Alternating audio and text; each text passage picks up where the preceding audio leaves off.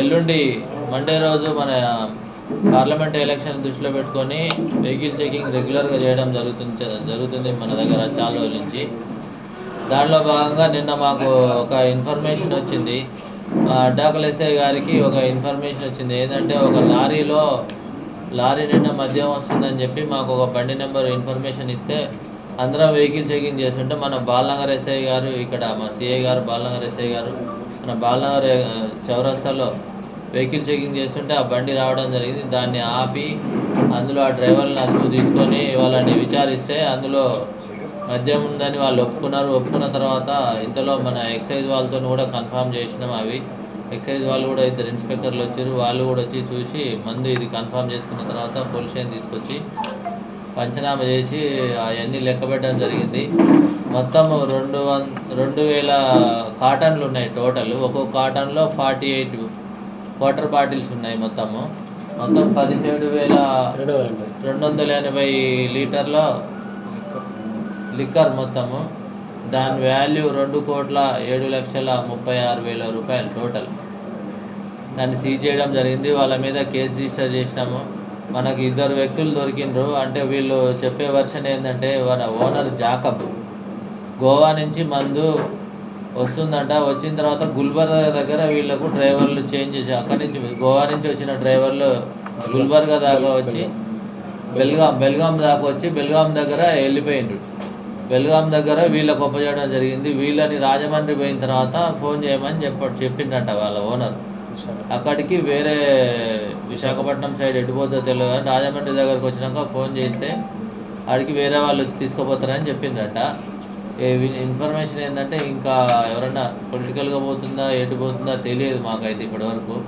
ఆ ఓనర్ తెలిస్తే, ఈ జాకబ్ అనే వ్యక్తి అంటే లారీ ఓనర్ తెలిస్తే మనకు ఇన్ఫర్మేషన్ అంతా తెలుస్తుంది. వీళ్ళంతా ఫోన్లు స్విచ్ ఆఫ్ చేసుకుని ఇతను గోవా ఉన్నాడు, ఇన్వెస్టిగేషన్ చేస్తున్నాము, కేసు రిజిస్టర్ చేసి త్వరలో అందరిని అరెస్ట్ చేస్తాం. ఎలక్షన్ తర్వాత ఆ ఓనర్ని అరెస్ట్ చేసి మిగతా విషయాలు మీకు తెలియజేస్తాం.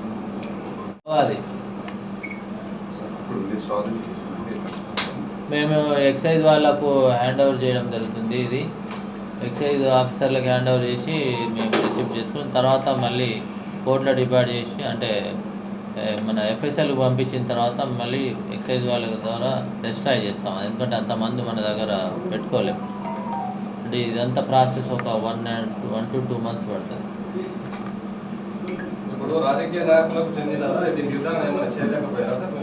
అంటే మనకు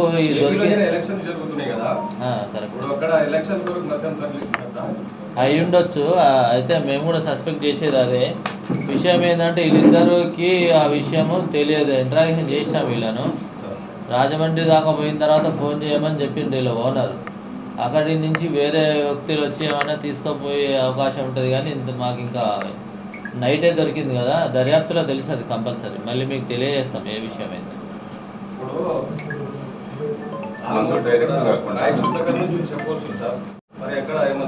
అంటే మనకు ఒక ఇన్ఫర్మేషన్ వచ్చింది అక్కడి నుంచి, అంటే బయట నుంచి. ఇన్ఫర్మేషన్ లేకుండా పట్టుకోవాలంటే హైవేలో ఏ బండిని చెక్ చేయలేం. దీన్ని మీరు చూసింటారు. దాంట్లో ఫస్ట్ వాళ్ళు 2,000 కాటన్లు పెట్టిన తర్వాత ఒక కవర్ వేసిన తర్వాత దాని మీద వర్మీ కంపోజ్డ్ 3 వరుసలు వేసిరు బ్యాగులు. మనం ఎవరైనా వెహికల్ చెక్ చేయాలంటే చూస్తే వర్మీ కంపోజ్డే కనపడుతుంది. బ్యాక్ సైడ్ కూడా ఒక 1.5 feet గ్యాప్ పెట్టి బ్యాక్ డోర్ ఉంటుంది కదా, 1.5 feet నింపేసిరు వర్మీ కంపోజ్డ్ పెట్టి. మనం ఎట్లా చెక్ చేసినా కానీ వర్మీ కంపోజ్డే కనపడుతుంది. ఎందుకంటే రోడ్డు మీద 1000 వెహికల్స్ పోతాయి, ప్రతి వెహికల్ని చూడలేము. పర్టికులర్గా బండి నెంబర్ ఇచ్చి ఇన్ఫర్మేషన్ వచ్చింది కాబట్టి మనము పట్టుకోవడం జరిగింది. బాలనగర్ గారికి మా ఎస్పీ గారు అందరు అభినందించడం జరిగింది. ఇన్ఫర్మేషన్ ఇచ్చిన వాళ్ళని వీళ్ళను అందరికీ రివార్డు త్వరలో పేపర్ రివార్డు కూడా ఇవ్వడం జరుగుతుంది ఎలక్షన్ అయితే.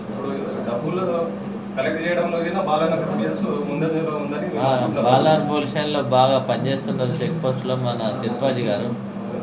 ఎస్పీ అంటే ఎలక్షన్స్ అయిపోయిన తర్వాత ఎవరు మంచిగా పనిచేసినా చూసి వాళ్ళకు సార్ ద్వారా రివార్డులు ఇప్పించడం కూడా జరుగుతుంది కంపల్సరీ.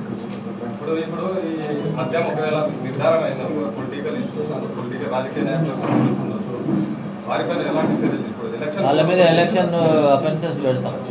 అయిపోయిన తర్వాత కూడా పెట్టచ్చు. ఒకవేళ distributor election offences 171 IPC act ఉంది, plus public representation of people's act ఉంది.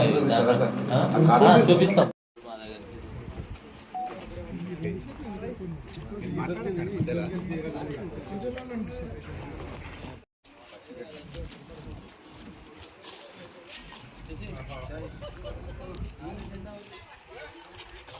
దింపింది ఓన్లీ 20% ఉంటుంది, మొత్తం 80% ఇందులో ఉంది. ఎందుకంటే ఇక దింపాలంటే ఎందుకని సీరియల్ లెక్క పెట్టుకున్నాం పైన